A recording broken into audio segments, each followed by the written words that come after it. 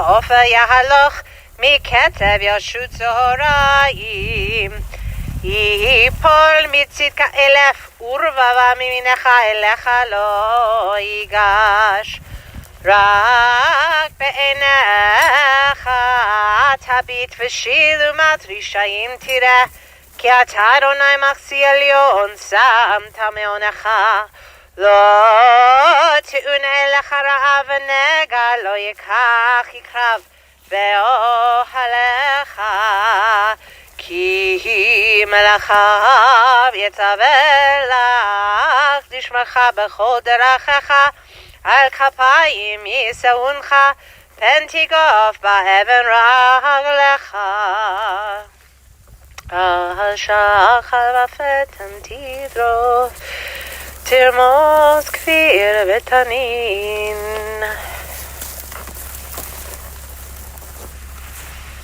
יקראני בעיניהו עמו אנוכי בצרה, אחרצהו ואכבדהו, אורך ימים אצביעהו והראהו בשועתי, אורך ימים אצביעהו והראהו בשועתי.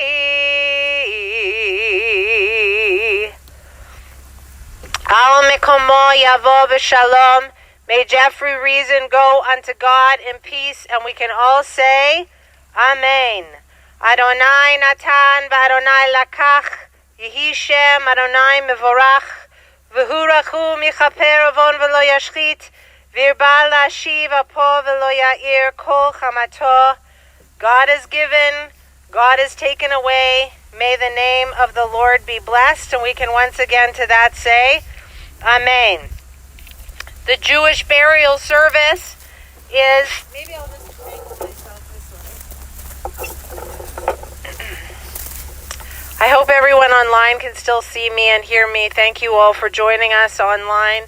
I'm welcoming you officially into our spiritual zone here to honor Jeffrey's life.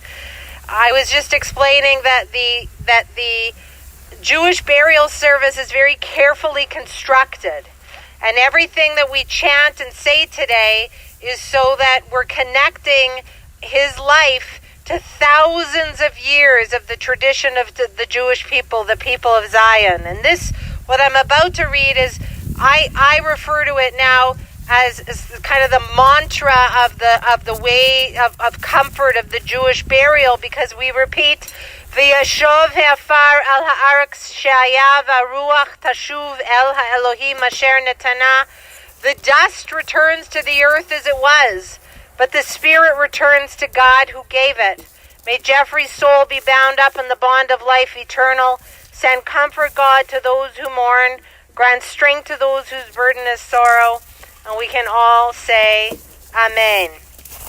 I will continue with just setting the time of the burial service with the traditional words of Psalm 23. I'll chant it first in the Hebrew, and by the time I get to the English, you'll definitely recognize it as universal. Mizamor leDavid Adonai roi lo echsar bino deisha Ya Rabbi tzayni al mei menuchot yanach aleini nafshi shovev yanchayni v'maglei Zedek leman shemo gam ki elech begeit zalmavet lo irara ki ata imadi shivtecha u'mishantecha heima yinachamuni taroch lefanai shulchan neged zorarai dishanta v'shemen roshi kosira vaya ach tov v'chesed yeradefuni kol yemei chayai v'shavti b'veit Adonai le'orech yamim. Adonai is my shepherd, I shall not want, giving me repose in green meadows, leading me beside the still waters to revive my spirit. guiding me on the right path, for that is God's essence. Though I walk through a valley of the shadow of death, I fear no harm, for you are with me. Your staff and your rod comfort me, and you prepare a banquet for me in the presence of my foes. You anoint my head with oil, my cup overflows. Surely goodness and kindness shall be my portion all the days of my life, and I shall dwell in the house of God forever. And we can all say amen. I just want to say about that psalm, I spent years of my early career at Congregation Eitz Chaim standing next to, I used to call him Mr. Riesenbach, chanting that very prayer, because it was our duet annually. He would hold the Torah and I would sing that psalm, because that psalm is done every time there's a mourning period and anytime Yisker is said. So, your father, your grandfather, great-grandfather would be holding that Torah next to me every time, representing the 6 million. That was his call. And of course, standing next to him when he was MC for all of the Holocaust memorials, and of course always Ruth with us, and the grace and poise that they both carried individually and as a couple. So I'm carrying their memory with me today as I attempt with my best kavanah to honor their son Jeffrey. So here I go.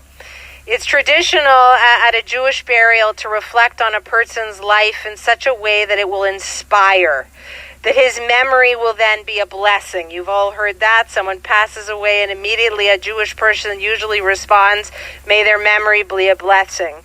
Jeff's family has taken on the sacred task of eulogizing their brother and their uncle, and I want to take a few moments to just very briefly frame what they might say with words of tradition.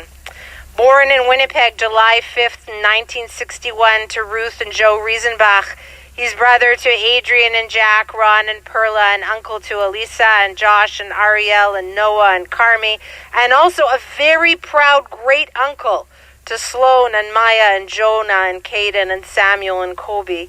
I'm going to let his family go into all the ways they referred to their uncle, who seems to me to be the kind of character that they took on each name with great, complicated, quirky fun.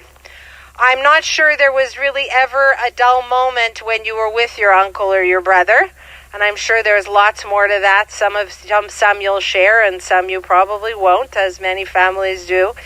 Everyone here likely knows, though, about Jeffrey, that one could say he marched to the beat of his own drum, or drummer, a human condition that many emulate or come across in their lifetime. Jeff, I think, is unique, though, in that it seems to me he really, really loved and respected the beat, the melody, the music. He loved stories. He loved telling them, and he loved capturing the ear of audiences with what he could say or the music he could play. This, I suppose, is the intention of most DJ or radio hosts or broadcasters. But I wanted to use that element of his life because I found this beautiful teaching, a quick quote, don't worry, it's not so long in the cold, by Rabbi Jonathan Sacks of blessed memory on why, this one is about, which I think Jeff would appreciate, this one is about why Jewish people attach melody to our prayer and our recitations of both Psalms and Torah. I found it a very interesting way to honor Jeff because it ponders how music elevates what the spoken word cannot, and maybe communicates it through music all the layers, the nuances of life that can be so confusing when only spoken, and can get across the way it's intended through music. So here's the Jewish teaching, quote by Jonathan Sacks. Judaism is a religion of words, and yet whether the language of Judaism aspires to the spiritual, it modulates into song, as if the words themselves seek escape from the gravitational pull of finite meanings. Music speaks to something deeper than the mind. If we're to make Torah new in every generation, we have to find ways of singing its song a new way. The words never change, but the music does. End of quote. So our tradition teaches us that when we evaluate the way someone lived, not to judge a person, but to understand who they were, we both honor honor their life and put their best energy out into the world. And this again makes memory into blessings. So I thought this quote was a wonderful way to think about Jeff's life as his family now helps us discover further his neshama, his inner person, who he really was. Tehi nishmatat tzara b'tzor chaim, may his soul be bound in the bond of life eternal. May he forever rest in peace. And we can all say amen. I'm going to ask Adrian to come up further, and she'll be followed by Josh, who will represent the next generation.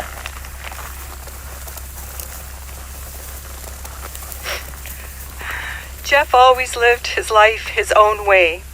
As a teenager, Jeff became fascinated with radio hosting and broadcasting, and after graduating from Tech Voc High School in Winnipeg with a certificate in broadcast media, he started his pursuit of searching for his dream career in this field of work. He was a very independent person from a young age and was very comfortable with venturing out on his own. Jeff crisscrossed across Manitoba, Ontario, Saskatchewan, Alberta, and BC, working as a radio announcer and doing live promotions in small towns and cities for the past 40-plus years. Jeff was a rolling stone. He didn't need roots or friendships as long as he had his work on the radio. He was known professionally on air as DJ Murray and Jeff Jeffries. Radio hosting and making commercials and voiceovers were his passion, and he took great pride in his work. He had a deep baritone voice that sounded clear, articulate, friendly, and conversational, with a natural cadence that was easy to listen to. He loved being the in-house music man for family occasions when he was able to attend various functions over the years. Jeff loved watching football and hockey and was a big fan of the Winnipeg Jets and Blue Bombers. He loved music and live music venues and had an eclectic taste in music. He had a vast collection of LPs, CDs, and a tape collection of his own music mixes. He enjoyed going to many live concerts over the years. Jeff was a movie lover and a classic TV enthusiast, and enjoyed hashing over the characters and plots, dissecting the events of the storyline at great lengths. Jeff was also fascinated by numerology, always creating countdown analogies to various events and associations with birthday dates. Jeff had a flair of describing things in a comical and quirky way, such as referring to things as shiny happy or calling himself funky unky. Jeff adored his niece and nephews and was always the funny and goofy uncle with Elisa, Josh, Ariel, Noah, and Carmi when they were kids. He could easily engage with them in their play, making them shriek with delight at his antics. Because of Jeff's roving lifestyle, he wasn't part of many family occasions. Jeff wasn't present when his niece and nephews were growing into adulthood, but he ensured that he attended their bar and bat mitzvahs and weddings. He was delighted when he became a great uncle to Sloan, Jonah, Maya, Caden, Samuel, and Kobe, always asking me and Ron to email photos so he could keep track of their development. He was generous and thoughtful in his own way, always recognizing birthdays and other life events with humorous cards or emails and gifts. His cards or emails usually included colorful and comical quips or a top 10 list countdown, and sometimes a reference to the weather forecast or a news flash. Jeff was a private and unique person with his own life perspective. He could be stubborn and obstinate, and he tended to be rough around the edges. His family had complicated relationships with him. But Jeff had a very soft heart once you peeled away the layers. Jeff was very sentimental and nostalgic about family and memorabilia of the past. He was a collector and cherished his vast collection of family photos and other possessions he accumulated over the years, taking these items with him during all his moves. He cared a lot about his extended family, even though it was difficult to understand Jeff's way of expressing his affection. Jeff's health began to decline these last few years, causing him mobility issues and other related health concerns. He never complained or was bitter. Jeff's last holiday was in Florida in February of 2024, but unfortunately encountered many challenges during his stay. Yet, he still was optimistic and hopeful about his future, and he envisioned himself traveling on a cruise or going to Las Vegas. As it became increasingly more difficult for Jeff to maintain employment in the last few months due to his ailing health, he decided to follow his dream of retiring in the Okanagan. Jeff recently moved to Vernon, BC to begin a new phase of his life, where his untimely passing was so unexpected. Jeff made his final move yesterday from out west to be laid to rest here in the same cemetery as his parents and grandparents. If Jeff was here now, he would say, "I did it my way." You'll always be in our hearts. Rest in peace, dear brother.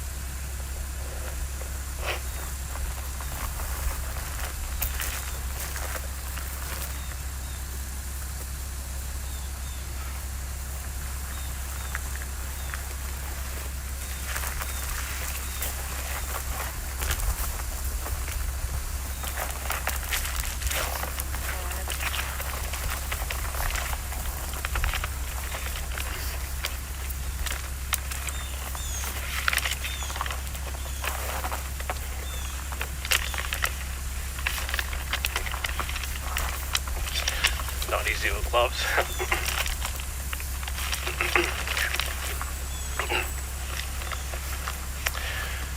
In the words of the singer Prince, "Dearly beloved, we are gathered here today to get through this thing called life.